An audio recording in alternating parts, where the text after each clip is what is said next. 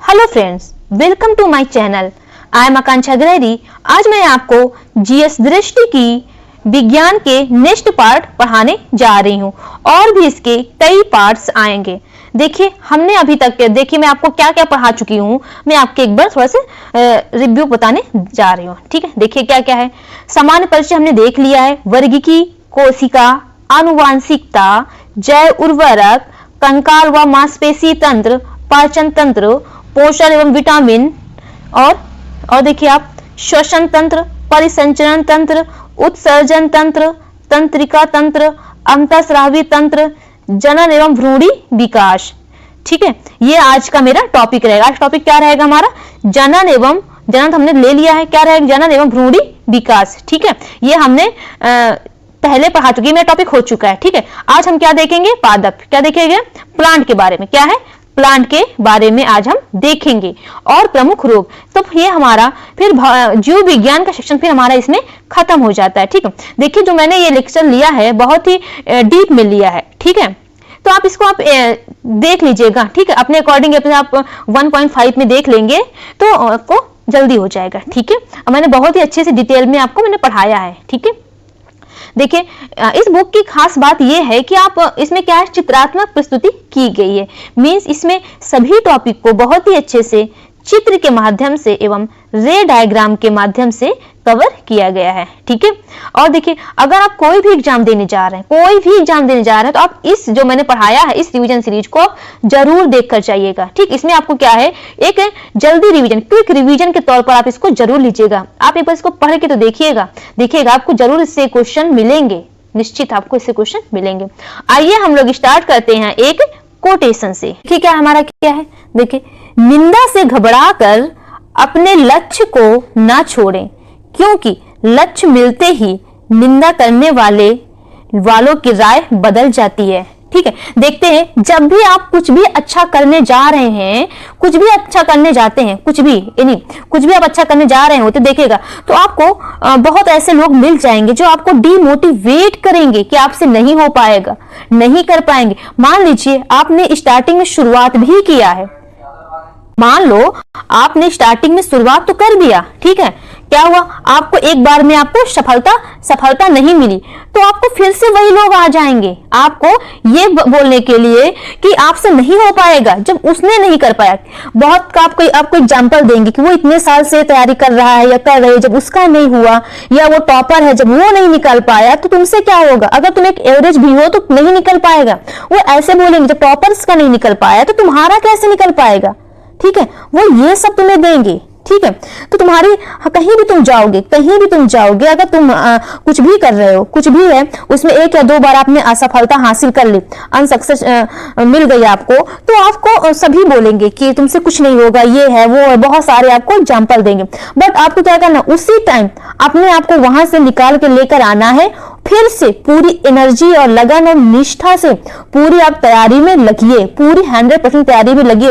लेकिन जब आप देख लेंगे, जब आप सफल हो जाएंगे, जब आप सक्सेस पा लेंगे तो वही लोग जो निंदा आज कर रहे थे, कल कर रहे थे, आज वही आपकी बड़ाई करेंगे, वही आपकी तारीफ करेंगे कि ये, अरे मैं जानता था कि ये निकाल लेगा, अरे मैं जानता था ये जरूर अच्छा करेगी। ठीक है, तो आप निंदा से मत घबराइए, ये तो एक जीवन का पार्ट बना लीजिए कि लाइफ में तो पार्ट है, लोगों का तो काम ही बोलना है, बट हमारा काम क्या है, जो भी हमें करना है उस पर 100% फोकस रहकर करिए। ठीक है, लोगों से आप मत घबराइए कि लोग क्या बोल रहे हैं। ठीक है, लोग तो हर पल बदलते हैं। ठीक है, देखिए भगवान के बारे में भी लोगों की राय ही अलग है, गॉड के बारे में भी लोगों की राय अलग है, हर पल बदलते रहते, तो आप इंसान हो। ठीक है, तो आप ये सब कभी मत सोचना कि लोग क्या बोल रहे हैं। ठीक है, उनकी बातों कुछ भी असर नहीं होना चाहिए, आप अपने लक्ष्य पर फोकस करते रहिए। ठीक है, आइए हम लोग देखते हैं, अपने टॉपिक से स्टार्ट करते हैं। ओके फ्रेंड्स, टॉपिक है प्रकाश संश्लेषण। क्या है? प्रकाश संश्लेषण, फोटोसिंथेसिस। ठीक है, देखिए मैंने आपको बताया था कि हम लोग अब क्या स्टार्ट करेंगे, प्लांट के बारे में अब हम लोग पढ़ेंगे। ठीक है, एनिमल के बारे में हम लोगों ने पढ़ लिया है। देखिए जो ये फोटोसिंथेसिस की जो प्रोसेस की प्रक्रिया होती है, ये कई बार इसकी रिएक्शन के बारे में पूछा गया है। ठीक है, जो इसकी ये रिएक्शन है, कौन सी रिएक्शन है, देखिए 6CO2 12H2O, और ये किसके उपस्थिति में होता है, सूर्य के प्रकाश की उपस्थिति में होता है और क्लोरोफिल की उपस्थिति में होता है। क्या देता है हमारा, C6H12O6 और H2O और O2, हमें ऑक्सीजन मिलता है। ठीक है, आपको पता चल पा रहा होगा। ठीक है, देखिए इसमें क्या होता है, कोई प्लांट है, आप देख रहे होंगे प्लांट है, ठीक है। ये क्या करेगा, देखिए हमें प्लांट से क्या मिलता है, ऑक्सीजन मिलता है, ठीक है। ऑक्सीजन हमें मिलता है, ठीक है। तो हमें कैसे मिलता है देखते होंगे, और आपको ये भी पता होगा कि ऑक्सीजन जो कि हमें मिलता है वो डे में मिलता है, डे में हमें ऑक्सीजन प्लांट से मिलता है। लेकिन अगर हम रात की बात करें, नाइट की बात करें, तो हमें CO2 मिलता है, CO2 मिलता है। आप लोगों ने सुना होगा कि रात में पेड़ पौधे के नीचे नहीं सोना चाहिए, क्योंकि रात में जो होता है पौधे क्या देते हैं, क्या प्रोड्यूस करते हैं, CO2, ठीक है। देखिए जो ऑक्सीजन देते हैं पौधे, वो किसकी उपस्थिति के वजह से देते हैं, तो वो है फोटोसिंथेसिस की प्रोसेस करके वो देते हैं। तो इसमें क्या इन्वॉल्व होता है, हमारा इस प्रक्रिया के लिए सबसे पहले आप ये ध्यान रखिए, सूर्य का जो प्रकाश होता है, मींस सन रेज होता है, ये बहुत ही इंपॉर्टेंट होता है, ठीक है। लेकिन कुछ इसमें एक्सेप्शन भी हैं, ठीक है। तो हमें फोटोसिंथेसिस की प्रक्रिया को पूरा करने के लिए हमें क्या चाहिए, सन रेज चाहिए, ठीक है। इसी की उपस्थिति के कारण हमारा क्या हो जाएगा, इसी फोटोसिंथेसिस की प्रोसेस संपन्न होगी, जिससे हमें ऑक्सीजन मिलेगा, जिससे हमें ऑक्सीजन मिलेगा, ठीक है। ये क्या करता है, ये कैसे करता है, देखिए ये CO2 को क्या करता है, ये सन रेज में, यानी सन की उपस्थिति में और क्लोरोफिल की उपस्थिति में, ये क्या किसमें चेंज कर देता है, ये ऑक्सीजन में चेंज कर देता है, ठीक है। अब तो आप समझ गए होंगे कि लोग सुबह क्यों बोलते हैं कि सुबह थोड़ा से टहला करो, क्योंकि हमें क्या होता है कि हमें फ्रेश ऑक्सीजन मिल रही होती है, ठीक है। ऐसा नहीं कि पूरा दिन आपको नहीं मिलेगा, लेकिन क्या हो जाएगा, धीरे धीरे उसमें बाहर से धूल के कारण धुआं सब सम्मिलित होकर के वो जो फ्रेश ऑक्सीजन को क्या कर देंगे, वो दूषित ऑक्सीजन कर देंगे, लेकिन रहेगा वो भी ऑक्सीजन, ठीक है। आइए हम लोग देखते हैं इसकी परिभाषा, क्या है इसकी परिभाषा, आइए देखते हैं। देखिए पौधे के द्वारा क्या है, पौधों के द्वारा सूर्य के प्रकाश की ऊर्जा कार्बन डाइऑक्साइड तथा जल की उपयोग से, कार्बन डाइऑक्साइड मैंने बताया था और H2 अभी हमने इसकी बताया था, के प्रयोग से कार्बोहाइड्रेट्स एवं ऑक्सीजन का उत्पादन करना हमारा क्या है, इसका लक्ष्य है, किसका, प्रकाश संश्लेषण की ये प्रोसेस किया करता है, समझ गए। क्या करता है, ये क्या करता है, कार्बन डाइऑक्साइड और जल के प्रयोग से हमारा क्या देता है, कार्बोहाइड्रेट और ऑक्सीजन का उत्पादन करता है। तो यह क्या है, ये हमारा प्रकाश संश्लेषण क्रिया हुई या प्रोसेस हुई। देखिए मैं इतनी बार क्यों रिपीट करती हूँ, मैं अपने हर लेक्चर में बताती हूँ कि मैं अपना इतनी बार इसलिए रिपीट करती हूँ ताकि आपको 90% आपको इसी क्लास में ही याद हो जाए, सारे कॉन्सेप्ट यहीं से ही क्लियर हो जाए, ठीक है। अब और देखते हैं, पृथ्वी पर कुल प्रकाश संश्लेषण का लगभग 85 to 90% भाग हमारा किससे मिलता है, हमारा जलीय पौधे व शैवालों यानी एल्गी द्वारा किया जाता है, ठीक है। क्या हमने बताया, पृथ्वी पर कुल प्रकाश संश्लेषण का लगभग 85 से 90% भाग जलीय पौधों व शैवालों द्वारा किया जाता है। ये क्वेश्चन पूछा गया है, आप इसको ध्यान दीजिएगा, ठीक है। ये पूछा गया है कि प्रकाश संश्लेषण की जो प्रोसेस है सबसे ज्यादा कहाँ पर की गई है, तो जलीय पौधे व शैवालों द्वारा में किया गया है, ठीक है।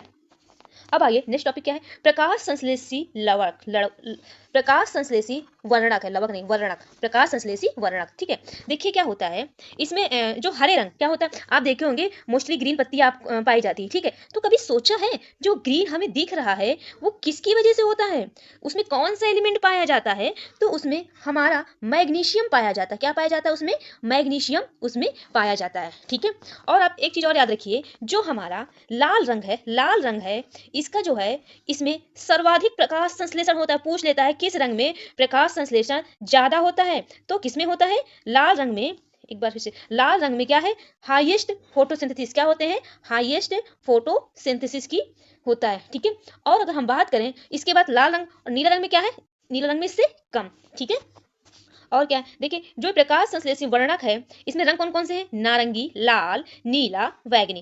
क्लोरोफिल मैंने बताया है कि जो पत्तियों का हरा रंग होता है वो क्लोरोफिल के कारण होता है, आपको पता है। तो उसमें कौन सा तत्व पाया जाता है, तो उसमें मैग्नीशियम पाया जाता है, क्या पाया जाता है उसमें, मैग्नीशियम पाया जाता है। इसकी जो अवस्थिति कहाँ होती है, क्लोरोप्लास्ट के ग्रेना भाग में, क्या होती है, जो प्रकाश संश्लेषी वर्णक का होता है ये कहाँ पे होता है, पूछा है किस पे अवस्थिति होती है, क्लोरोप्लास्ट के ग्रेना में, क्लोरोप्लास्ट के ग्रेना में। अब देखिए प्रकाश संश्लेषण, ठीक है, प्रकाश संश्लेषण देखिए मैंने अभी बताया आपको, सर्वाधिक प्रकाश संश्लेषण किसमें होता है, लाल रंग में अधिकतम होता है। वही हम नीला रंग की बात करें तो इसमें लाल रंग के बाद सेकंड नंबर पे नीला रंग में पड़ता है। इसमें क्या होता है, देखिए आप देख रहे होंगे कि ऊपर से प्रकाश तो आ रहा है, फिर ये किसमें चेंज हो जाता है, ये केमिकल एनर्जी में चेंज हो जाता है, मतलब ये रासायनिक ऊर्जा में इसका रूपांतरित हो जाता है या चेंज हो जाता है, ठीक है। देखिए प्रकाश ऊर्जा का, लाइट एनर्जी का रासायनिक ऊर्जा या केमिकल एनर्जी में रूपांतरण होता है। देखिए इसके दो चरण हैं, कितने चरण हैं, दो चरण हैं, प्रथम चरण और द्वितीय चरण। देखिए प्रथम चरण में क्या होता है, इसके प्रकाश ऊर्जा के प्रयोग से हमारा क्या मिलता है, ATP व NADPH के ऊर्जा वाले संचित करने वाले अणुओं का निर्माण होता है। ठीक है, आइए लोग देखते हैं क्या है। देखिए, प्रकाश ऊर्जा के प्रयोग से एटीपी व एनएडीपीएच के ऊर्जा संचित करने वाले अणुओं का निर्माण होता है। ठीक है, ऊर्जा संचित करने वाले अणुओं का निर्माण होता है। द्वितीय चरण देखिए, प्रकाश से स्वतंत्र अभिक्रियाओं द्वारा कार्बन डाइऑक्साइड का संग्रहण स्टोरेज व न्यूनीकरण क्या करता है, वह न्यूनीकरण।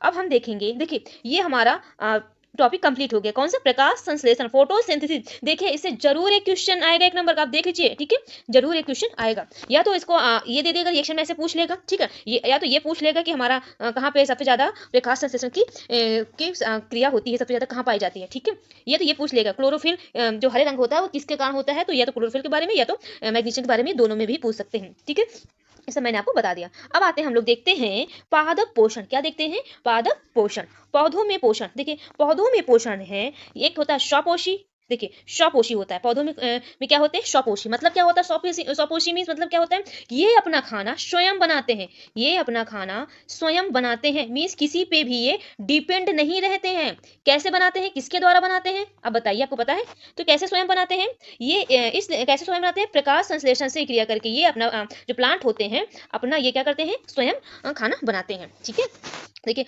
ऊर्जा हेतु आवश्यक कार्बनिक पदार्थों का स्वतः निर्माण क्या कहलाता है, स्वपोषी। ठीक है, अब हम बात करें पोषक तत्व की। क्या है, ऐसे खनिज तत्व जिनसे भोजन निर्माण हेतु आवश्यक अकार्बनिक तत्व प्राप्त होते हैं। क्या मिलते हैं, ऐसे खनिज तत्व जिनसे भोजन के निर्माण के लिए आवश्यक अकार्बनिक तत्व प्राप्त होते हैं। ठीक है, क्या मिलते हैं, अकार्बनिक तत्व प्राप्त होते हैं। बस आप इतना ध्यान रखिए, जो पौधों में जो पोषण होता है, ठीक है, उनमें स्वपोषी होता है, ये पूछ लेता है। ठीक है, अब देखिए जाइलम और फ्लोएम, देखिए इसके कार्य बहुत बार पूछा गया है।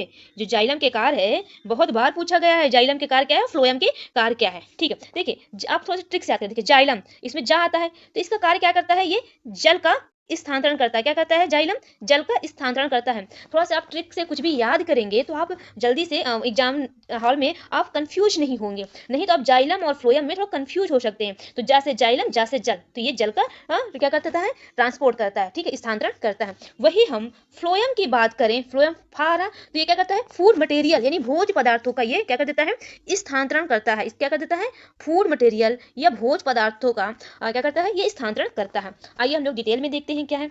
देखिए इसका अन्य नाम क्या है, जल संवाहक ऊतक। क्या है, जल संवाहक ऊतक, वाटर कंडक्टिंग टिश्यू। इसका कार्य क्या है, अवशोषित जल तथा खनिज लवणों को पौधे के विभिन्न भागों तक स्थानांतरण। क्या अभी हमने बताया है कि जल करता है और उसके साथ क्या करता है, और खनिज भी आप इंक्लूड कर लीजिएगा। ठीक है, खनिज भी क्या करता है, ये स्थानांतरण करता है। अब हम फ्लोएम की बात करें, इसका अन्य नाम क्या है, बास्ट ऊतक। क्या है, बास्ट टिश्यू।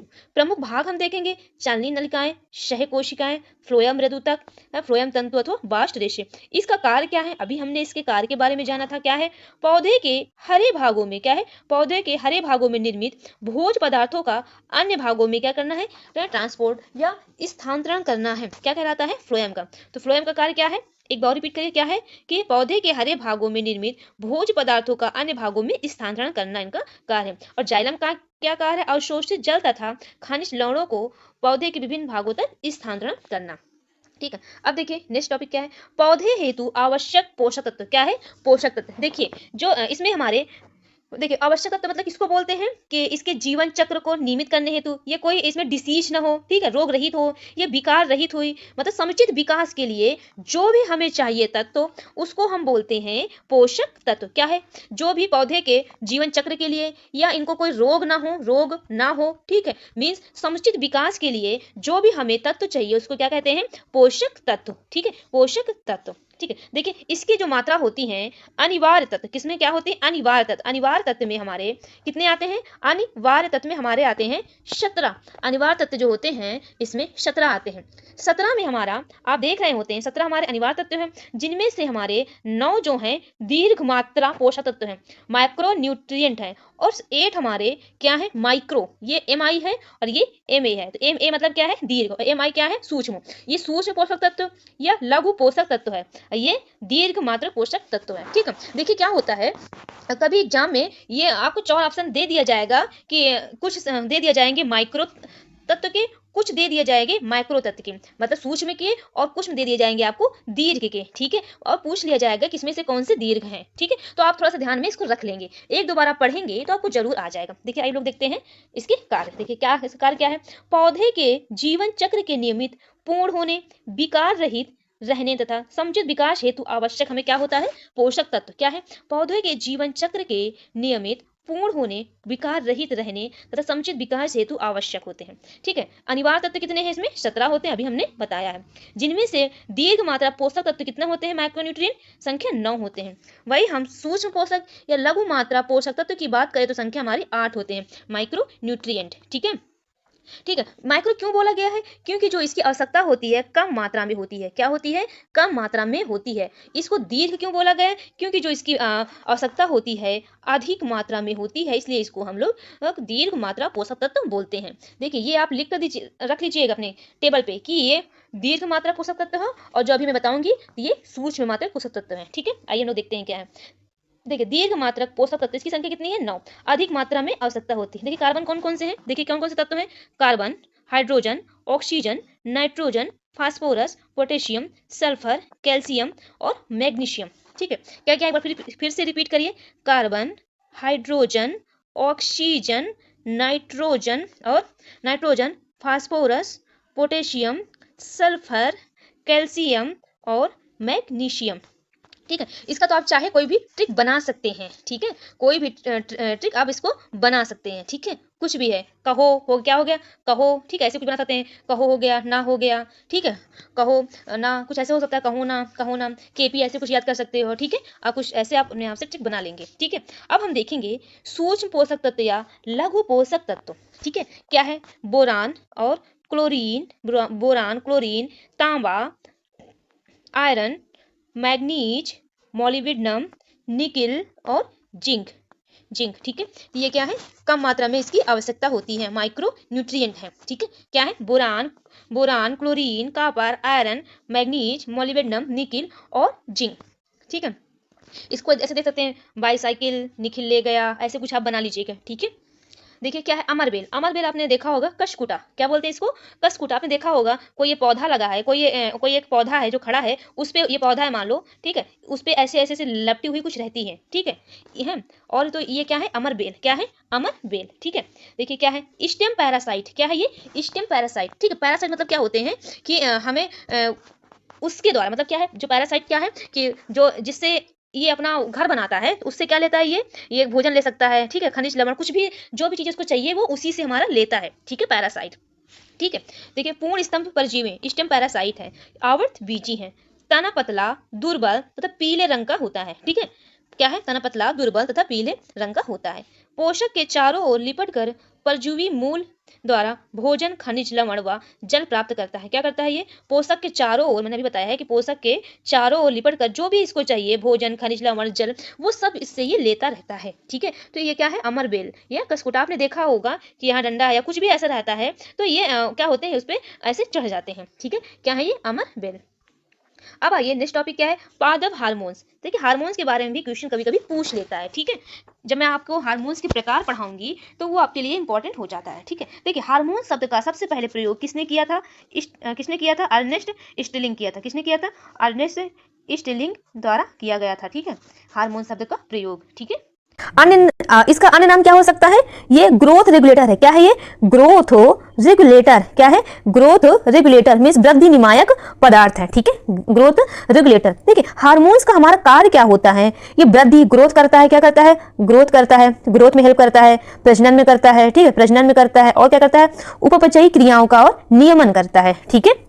ओके आइए हम लोग देखते हैं इसकी डेफिनेशन। क्या देखते हैं, डेफिनेशन, ऐसे कार्बनिक पदार्थ जो पौधे के एक भाग में प्राकृतिक रूप से बनते हैं व दूसरे स्थानों पर स्थानांतरित होते हैं। क्या है पादप हार्मोन, ऐसे कार्बनिक पदार्थ जो पौधे के एक भाग में तो बनते हैं, किस रूप में, प्राकृतिक रूप से बनते हैं व दूसरे स्थानों पर ये क्या होते हैं, ट्रांसफर होते हैं या स्थानांतरित होते हैं, क्या कहलाते हैं, पादप हार्मोन। देखिए उनके कार्य क्या है, आइए हम लोग देखते हैं, वृद्धि करना, प्रजनन व अन्य उपपचयी क्रियाओं का नियमन करना, ठीक है। हार्मोन शब्द का प्रथम प्रयोगकर्ता कौन है, अर्नेस्ट स्टिलिंग। कौन है, अर्नेस्ट स्टेलिन। इसका अन्य नाम क्या है? वृद्धि नियामक पदार्थ। रोग ग्रोथ रेगुलेटर क्या है? ग्रोथ रेगुलेटर्स वृद्धि नियामक पदार्थ है। ठीक है, वृद्धि नियामक पदार्थ है। देखिए पादप हार्मोन्स के प्रमुख वर्ग व उनके कार्य। ठीक है, कुछ वर्ग हैं और उनके कार्य हैं। क्या है उनके कार्य? ये क्या करते हैं? ग्रोथ को प्रमोट करते हैं। क्या करते हैं? ये ग्रोथ को प्रमोट करते हैं और ग्रोथ को ये क्या कर सकते हैं? रोक भी सकते हैं। इनहिबिटर का काम करते हैं, ग्रोथ को रोक भी सकते हैं। ठीक है, इनहिबिटर का काम करते हैं। देखिए मैं आपको समझा दे रही हूँ। देखिए कुछ चीज ऐसे होते हैं, कुछ हार्मोन्स ऐसे होते हैं जो ग्रोथ को प्रमोट करते हैं। क्या करते हैं? ग्रोथ को क्या करते हैं? ये प्रमोट करते हैं। ग्रोथ को क्या करते हैं? ये प्रमोट करते हैं। आप ध्यान रखिए, जो ग्रोथ है, ठीक है, ग्रोथ है हमारा, ग्रोथ है, ये ग्रोथ को प्रमोट करते हैं। तो वो कौन कौन से प्रमोट करते हैं? देखिए आप, ऑक्सिन है, ठीक है, ऑक्सिन है और जिबरेलिन है, ऑक्सिन है, जिबरेलिन है और साइटोकाइनिन है। कौन है? और साइटोकाइनिन है। ठीक है, और कुछ होते हैं जो ग्रोथ को रोकते हैं, ग्रोथ इनहिबिटर कौन कौन से हैं? एब्सिसिक अम्ल। कौन कौन से हैं? एब्सिसिक अम्ल या एब्सिसिक एसिड बोल सकते हो और एथिलीन बोल सकते हो। ये ग्रोथ को कम कर सकते हैं, ग्रोथ को रोक देते हैं। ठीक है, पूछ लेता है कि ऑक्सिन क्या है, तो ग्रोथ प्रमोटर है, एब्सिसिक अम्ल क्या है? ग्रोथ इनहिबिटर है। ठीक है, आइए हम लोग देखते हैं। देखिए वृद्धि रोधक ग्रोथ प्रमोटर्स कौन कौन से हैं? Auxin, gibberellin, cytokinin. क्या है? Auxin, gibberellin, cytokinin. ठीक है, ठीक है, आप ऐसे याद कर सकते हैं, जीसीए से आप याद कर सकते हैं, जैक ऐसे करके जो भी है। ठीक है, वही वृद्धि ग्रोथ हमारा कौन सा है? हमारा कौन सा वृद्धि ग्रोथ? हमारा जैक। वृद्धि इनहिबिटर जो वृद्धि रोधक कौन सा है? एब्सिसिक अम्ल और एथाइलिन। ठीक है, एथिलीन क्या है? एथिलीन है। ठीक है, एथिलीन लार्जली ग्रोथ इनहिबिटर। क्या है? Ethylene largely growth inhibitor. ठीक है, अब देखिए यूज ऑफ ऑक्सिन। ऑक्सिन का आपने देखा है कि ग्रोथ को प्रमोट करता है, ग्रोथ को क्या करता है? ये प्रमोट करता है। ये वीड डिस्ट्रैक्शन के काम आता है। क्या करता है? ये फसलों को गिराने से बचाता है। क्यों बचाता है? क्योंकि ये क्या कर देता है? अप्रतरण निवारण होता है, वीड डिस्ट्रक्शन करता है। अनिषेक फलन क्या करता है? ये पार्थेनोकार्पी, कई बार पूछ लेता है। पार्थेनोकार्पी मींस क्या होता है? बिना निषेचन के, यानी कि बिना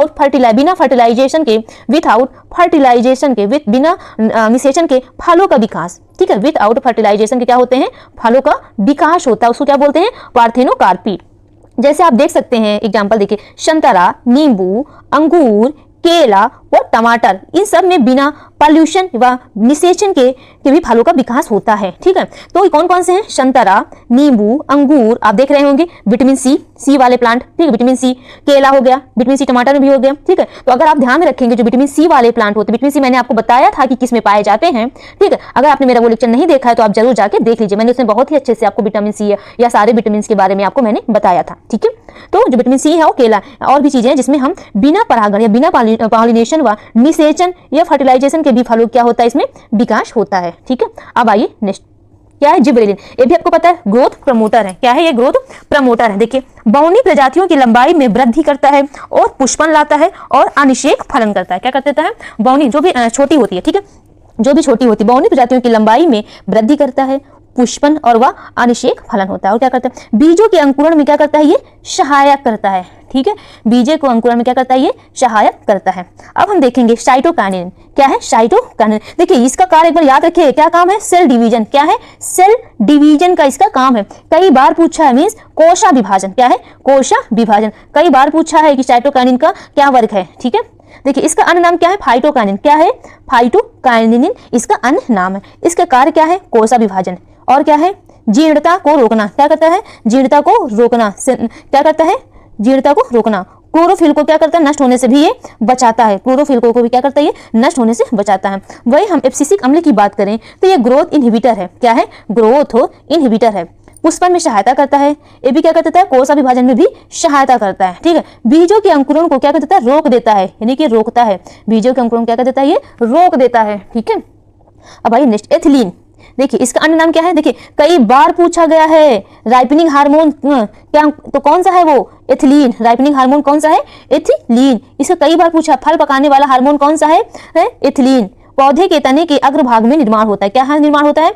पौधे के तने के अग्रभाग में इसका निर्माण होता है। इसका कार्य क्या है? देखिए इसके जो कार्य है, फलों को पकाना। क्या कार्य है? फलों को पकाना। पत्तियों, फलों व पुष्पों के विलगन को तीव्र करना। क्या करता है ये? फलों को पकाना। कई बार पूछेंगे फल पकाने वाले हार्मोन कौन है? एथिलीन। या फलों को पकाना हमारा कौन करता है? एथिलीन करता है। पत्तियों, फलों व पुष्पों के विलगन को ये क्या करता है? ये तीव्र करता है। ठीक है, अब देखिए नेक्स्ट टॉपिक क्या है, पादप जनन। क्या है, पादप जनन। ठीक है, देखिए जिस प्रकार मनुष्य जनन करते हैं उसी प्रकार पौधों में भी क्या होता है, जनन की प्रक्रिया होती है। ठीक है, जनन की प्रक्रिया होती है। क्यों होती है, क्योंकि देखिए पौधों द्वारा अपनी तरह संतति उत्पन्न करने की प्रक्रिया, क्या है, पौधों द्वारा अपनी तरह संतति उत्पन्न करने की प्रक्रिया होती है। इसके प्रकार कितने हैं, लैंगिक जनन और अलैंगिक जनन, इसके 2 प्रकार हैं। ठीक है, और क्या है, देखिए जनन हेतु प्रमुख पादप भाग कौन कौन से होते हैं, एक होता हमारा स्टैमेन्स, क्या होते हैं, एक हमारा होते हैं स्टेमेन होते हैं। ठीक है, एक हमारा होते हैं, क्या होते हैं, स्टेमेन होते हैं, और एक होता हमारा जिसे बोलते हैं पुंकेसर। एक मिनट रुकिए, आपको नई स्लाइड में समझा दे रही। देखिए जो पौधों के जनन के हेतु हमें क्या चाहिए, कौन से भाग होते हैं, स्टेमेन, स्टेमेन या पुंकेसर बोल दो। ठीक है, पुंकेसर कई बार पूछा है। और स्त्रियों में क्या होते हैं, कार्पल, स्त्री केसर में, स्त्री केसर में, स्त्री मतलब उसका नहीं कि ह्यूमन स्त्री, मतलब जो पौधे में भी क्या होते हैं, स्त्री केसर। ठीक है, स्त्री केसर, ठीक है, कार्पेल जिसको बोलते हैं। ठीक है, तो हमारे इसके क्या है, ये प्रजनन अंग है। क्या है, ये प्रजनन अंग है। किसके प्रजनन अंग है, ये प्रजनन अंग है प्लांट के। ठीक है, प्लांट के प्रजनन अंग है।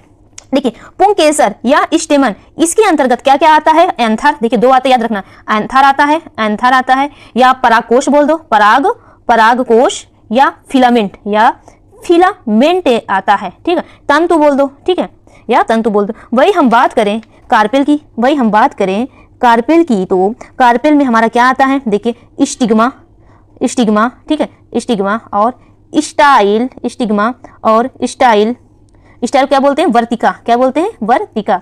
स्टिग्मा क्या बोलते हैं, वर्तिकाग्र, वर्तिकाग्र। ओवरी, ओवरी या अंडाशय। ठीक है, ये हमारे किसके भाग्य हैं, कार्पेल यानी स्त्री केसर के ये भाग्य हैं। ठीक है, आइए हम लोग देखते हैं। देखिए क्या है, जनन हेतु, क्या है, देखिए जनन हेतु प्रमुख पादप भाग पुष्प में कौन से हैं, पुंकेसर और स्त्री केसर, ये क्या है, प्रजनन अंग है। ठीक है, ये प्रजनन अंग। अब मैं आपको एक डायग्राम दिखाने जा रही हूँ, जो भी अभी हमने बताया था कि हमारे कार्पेल में क्या आते हैं, स्टेमेन में क्या आते हैं। देखिए आपको एक फ्लावर ले लीजिए, फ्लावर ले लीजिएगा, उसमें खुद आप खुद एग्जामिन खुद से भी कर सकते हैं। ठीक है, आप खुद से, बट कोई आपको कोई वो साइंटिस्ट नहीं बनना है या उसमें नहीं जाना, पीएचडी नहीं करना है, तो आप जो बता रहे हैं आप उतना ध्यान रखिएगा। देखिए आप देखते होंगे ये सारे फ्लावर हैं, उसको जब हमारा क्या है, कोई कोई फ्लावर होते हैं उसमें बाहर से दिख जाते हैं, किसी को काटना पड़ता है। ठीक है, तो देखिए आपको ये जो पार्ट है इसको क्या बोलते हैं, हम लोग बोलते हैं, क्या बोलते हैं, पुष्पासन या थैलेमस, क्या बोलते हैं, पुष्पासन या थैलेमस। ये जो पंखुड़ी निकली होती है ग्रीन कलर की आप देख रहे होते हैं, ये क्या है, शेपल, शेपल या बाहदल। क्या है, शेपल या बाहदल है। ठीक है, आप इसको ध्यान रखिएगा। ठीक है, शेपल या बाहदल है। ठीक है, अब क्या, ये देखिए बीजांड है, ओव्यूल है। ठीक है, ये हमारा शेपल है, ये थैलेमस हो गया। ठीक है, ये हमारा पेटल है, जो हमारी पत्तियां होती है इसको क्या बोलते हैं, पेटल, पेटल या दल। ठीक है, फिर ये देखिए हमारा क्या है, अब देखिए ये जो और भी पार्ट हमारे स्त्री केसर या कार्पेल में क्या आते हैं, देखिए ये स्टिग्मा, ये जो आप देख रहे हैं ये बीजांड, ये पूरा स्ट्रक्चर हमारा बीजांड है। ठीक है, आपको दिख रहा है, एक मिनट, तो क्या है, ये बीजांड है। ठीक है, बीजांड है, दिख रहा है, ये क्या है, बीजांड है। ठीक है, तो देखिए जो ऊपर की ओर भाग है ये हमारा स्टिग्मा है या वर्तिकाग्र है। वही हम बात करें थोड़ा सा नीचे की भाग करें, मध्य की, ये है वर्तिका या स्टाइल है। फिर हम नीचे बेस की तरफ बात करें, ये है ओवरी या अंडाशय। ठीक है, तो हमारे क्या है, और नीचे हमारा क्या है, ओव्यूल, नीचे की तरफ हमारा क्या, ओव्यूल, जो हमारे क्या होते हैं, आप देख रहे हैं कि स्टिग्मा, स्टाइल, ओवरी, ये तीनों मिलकर के स्त्री केसर या कार्पेल का निर्माण करते हैं। ठीक है, तीनों मिलकर किसका निर्माण करते हैं, कार्पेल या ओवरी का निर्माण करते हैं। ठीक है, ओवरी या कार्पेल का निर्माण करते हैं। वही अगर हम बात करें किसकी, पुंकेसर की, पुंकेसर हमारा क्या है, आप देख रहे हैं पुंकेसर स्टेमन में 2 होते हैं, ये हमारा होते हैं एंथर, ये हमारा होता है फिलामेंट। देखिए मैं आपको थोड़ा सा अलग से डायग्राम से एक बार क्लियर कर दे रही हूँ। ठीक है, देखिए क्या है, ज़्यादा अच्छा नहीं बन पाएगा लेकिन मैं कोशिश करूंगी। ठीक है, देखिए एक सेकेंड, ये देखिए हमारा किस, क्या बना रही हूँ मैं, क्या बना रही हूँ मैं आपको, ओव्यूल या बीजांड बना रही हूँ। ठीक है, ये हमारा देखिए, एक मिनट, आइए देखते हैं क्या है। देखो इसका ये जो ऊपर के पार्ट है ये हमारा स्टिग्मा हो गया। क्या हो गया, स्टिग्मा। जो बीच का हो गया हमारा स्टिग्मा मतलब वर्तिकाग्र, जो बीच का हो गया हमारा स्टाइल हो गया।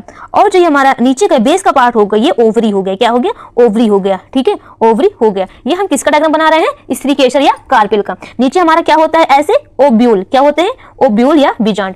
ये हमारा किसका है, कार्पेल के पार्ट है। कार्पेल मीन्स स्त्री केसर का। अब देखिए ये पुंकेसर या स्टेमेन का, स्टेमेन का आप देखिए, स्टेमेन्स में हमारा क्या हमने बताया, 2 बताया था। ये देखिए जो दिख रहा है ये हमारा क्या है, ये जो है हमारा ये एंथर है। क्या है, एंथर है। और जो ऐसे दिख रहा है ये एंथर बोल दो या पराग कोश बोल दो। क्या बोल दो, पराग कोश। ये जो हमारा है इसको हम बोलते हैं फिलामेंट। क्या बोलते हैं, फिलामेंट या तंतु। ठीक है, अब तो आपको समझ में ही आ गया होगा। ठीक है, ओके। अब आइए हम लोग नेक्स्ट देखते हैं। देखिए पॉलिनेशन, देखिए पॉलिनेशन कैसे होते हैं। देखिए पॉलिनेशन मतलब क्या होते हैं कि ये पॉलिनेशन मतलब क्या होता है, मीन्स क्या है इसमें कि ये क्या होते हैं, देख रहे होंगे कि आपने स्त्री केशर में आपने देखा होगा, क्या देखा होगा, स्टिग्मा। आपने स्त्री केशर में स्टिग्मा देखा है। और पुंकेशर, पुंकेशर में क्या आपने देखा है, पुंकेशर में आपने देखा एंथर, ठीक है, एंथर, ठीक है। तो जो हमारा क्या हो जाता है, तो जो पराग कण होते हैं, क्या होते हैं, पराग कण, ठीक है, पराग कण जो होते हैं ये किसमें पहुंचे, किसने पहुंचे, ये एंथर से, परागकण जो निकलकर किससे निकलते हैं, परागकण से निकलकर जो एंथर पराग कोश से वर्तिकाग्र तक पहुंचने की क्रिया को क्या बोलते हैं हम लोग, पॉलिनेशन। देखिए मैं आपको डायग्राम के थ्रू बता दे रही हूँ, वैसे मैंने आपको बताया है, आपको समझ में आ ही जाना चाहिए कि क्या मैंने बताया है कि एंथर से जो भी कण निकल करके कहां तक पहुंचना, पराग कोश से निकल करके स्त्री केशर में पहुंच गया। स्त्री केशर में किसने पहुंचना, स्टिग्मा, स्टिग्मा या वर्तिकाग्र में पहुंचना, उसको बोलते हैं हम लोग पॉलिनेशन। आपसे इतना नहीं पूछेगा, ठीक है, बस इतना पूछेगा परागकणीय पॉलिनेशन क्या है, ये किसके द्वारा होता है, ठीक है। आप देख रहे होंगे, ठीक है, ये हमारा क्या है, आप देख रहे होंगे डायग्राम, एंथर है, पॉलन ग्रेन है, पॉलन ग्रेन है, परागकण है। इसे देखिए छोटे दिख रहे होंगे, छोटे दिख रहे हैं, ये पॉलन निकल करके किसके द्वारा निकल रहे हैं, कोई भी कीड़ा यहाँ पे बैठता है उससे निकल करके ये कहाँ पे उड़ के बैठ जाता है, इसके स्टिग्मा में, इसके स्टिग्मा में, ठीक है। तो हमारा क्या हो जाता है, पॉलिनेशन। मींस एक जगह से दूसरे जगह का स्थानांतरण क्या कहलाता है, पॉलिनेशन, ठीक है। ये देखते हैं हम लोग परिभाषा क्या है, परागकणों, परागकणों मतलब क्या है, पॉलन ग्रेन, क्या है, पॉलन ग्रेन, परागकोश एंथर से वर्तिकाग्र स्टिग्मा तक पहुंचने की क्रिया क्या कहलाता है, पॉलिनेशन, ठीक है।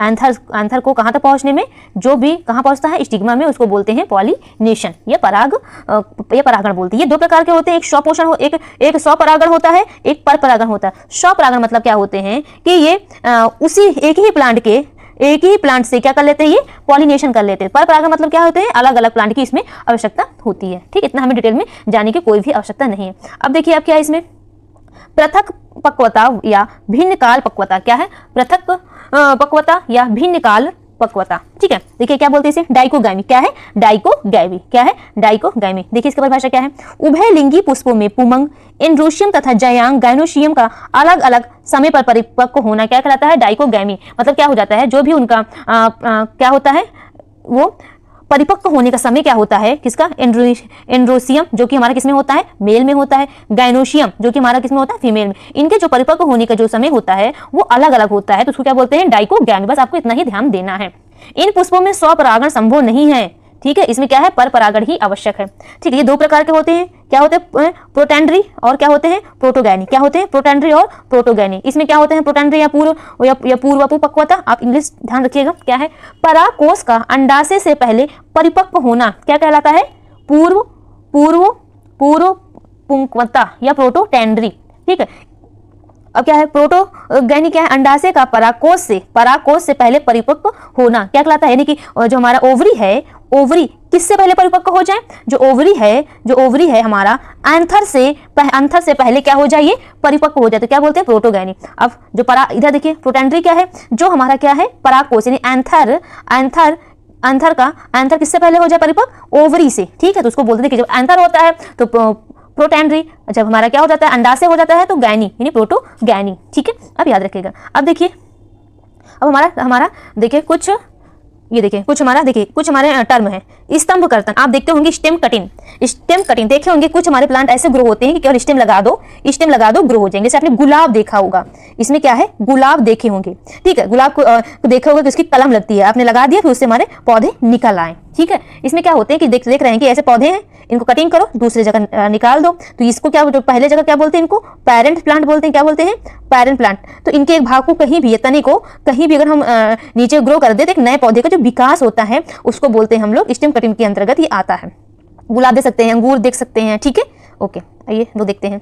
देखिए स्टेम कटिंग क्या है, जनक पौधे के, क्या है स्टेम कटिंग, आप देखिए स्टेम कटिंग क्या है, जनक पौधे, अभी हमने बताया पेरेंट पौधे, पेरेंट प्लांट के तने का एक भाग से नए पौधे का विकास करना। क्या अभी हमने बताया कि एक हमारा रहता है, उसको कट करके दूसरी जगह सो कर दो तो उसका निर्माण हो जाएगा। तो जनक पौधे यानी कि पेरेंट प्लांट के एक तने के एक भाग से नए पौधे का विकास करना किसके अंतर्गत आता है, स्टेम कटिंग के अंतर्गत आता है। इसके एग्जाम्पल क्या है, आइए लोग देखते हैं क्या एग्जाम्पल है बोगनविलिया, कार्नेशन, गुलाब, अंगूर। क्या है, बोगनविलिया, कार्नेशन, गुलाब और अंगूर, देखिए कोको, कोको क्या है? बीज प्रवर्धन। कोको क्या है? बीज प्रवर्धन। और स्तंभ कर्तन, ठीक है। गन्ना, देखिए गन्ने में हमारे नोड्स होते हैं, इंटरनोड्स होते हैं, ठीक है, के प्रयोग से स्तंभ कर्तन या तना काट की विधि द्वारा होता है। क्या होता है? नोड होते हैं, आप देख रहे हैं ये जो गांठ है इसको नोड्स बोलते हैं, जो इसकी जो बीच जगह हो गया इसको बोलते हैं इंटरनोड। इंटरनोड आपने गन्ना तो देखा ही होगा, ठीक है, कि ऐसे जो ऐसे होते हैं, जो ये ऐसे बने होते हैं, इसको बोलते हैं नोड, ठीक है। इसकी वजह से हमारा क्या होता है? स्टेम कर्तन या स्टेम कटिंग होती है, आप याद रखिएगा। देखिए लेयरिंग, देखिए लेयरिंग क्या है? देखिए लेयरिंग, देखिए जो लेयरिंग होता है, जैसे आप देख रहे हैं ये हमारा प्लांट है, ये हमारा प्लांट है, तो प्लांट जैसे लटक गया तो उसकी एक स्टेम मिट्टी में धंस गई, तो क्या हो गया? इससे भी हमारा इसमें जड़ नीचे क्या चली जाएगी? जड़ आ जाएगी और फिर इससे भी एक हमारा पौधा निकल आएगा। तो इसको हम बोलते हैं लेयरिंग या दाब तकनीक। क्या बोलते हैं? लेयरिंग या दाब तकनीक। आइए देखते हैं। पौधे की तना शाखा को दबाकर, पौधे की तना शाखा को दबाकर भूमि से संपर्क कराए जाने के कारण तने में उगाई जड़ों को काट कर नए पौधे के रूप में उगाना क्या कहलाते हैं? चमेली। क्या है? अभी हमने बताया है कि क्या होता है कि पौधे ऐसे होते हैं, उनके झुक जाती है तो मट्टी में रहता है, तो उसमें जड़ों का विकास हो जाता है, फिर उन्हीं को काट करके एक हमारे जड़ों को काट कर एक नए पौधों के ये सब को लेके एक छोटा सा पौधा बन जाता है, ठीक है। तो उसको निकाल करके हम दूसरी जगह इसको सोन कर सकते हैं, ठीक है। उदाहरण क्या है? चमेली। क्या है? चमेली। अब देखिए एक हमारा क्या है? Vegetative propagation. क्या है? वेजिटेटिव प्रोपागेशन यानी कायिक प्रवर्धन, कायिक प्रवर्धन। देखिए इसकी परिभाषा क्या है?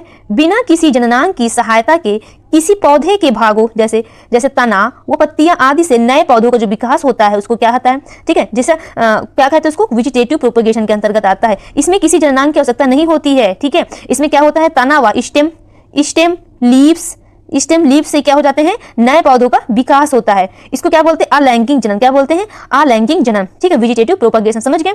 बिना किसी जननांग की सहायता के ये किसके द्वारा होते हैं? स्टेम और लीव्स के द्वारा इसमें पौधों का विकास होता है, ठीक है। इसमें देखिए इसकी विशेषताएं क्या है? नए पौधे आकार की एवं आनुवंशिकी रूप से अपने जनक के समरूप होते हैं। क्या होते हैं? जो नए पौधे होते हैं वो आकार और आनुवंशिक रूप से ये अपने पेरेंट्स के समरूप होते हैं, पेरेंट्स के रूप होते हैं, ठीक है। पारंपरिक विधियां क्या है? अभी हमने बताया स्तंभ कर्तन या स्टेम कटिंग या तना काट, लेयरिंग दाब लगाना, कलम बांधना, ग्राफ्टिंग करना, ठीक है। ये सब वेजिटेटिव प्रोपागेशन है। अभी हमने आपको बताया था कि ये वेजिटेटिव प्रोपागेशन में क्या है? स्टेम कटिंग के बारे में बताया था और लेयरिंग के बारे में हमने आपको बताया था, ठीक है। ओके फ्रेंड्स, आज के लिए हम इतना ही करते हैं। नेक्स्ट डे हम कंटिन्यू करूंगी, ठीक है। नेक्स्ट टॉपिक से कंटिन्यू करूंगी। आप अपना फीडबैक जरूर दीजिएगा कि आपको ये लेक्चर कैसे लगा, और जितना हो सके आप शेयर करिए ताकि जिनको जरूरत है उन्हें मिल जाए। आप मेरे चैनल में नए हैं तो मेरे चैनल को सब्सक्राइब करिए, लाइक करिए, और जो भी आपको टॉपिक से रिलेटेड कुछ भी पूछना है तो आप जरूर कमेंट बॉक्स में पूछ सकते हैं। Okay, thank you.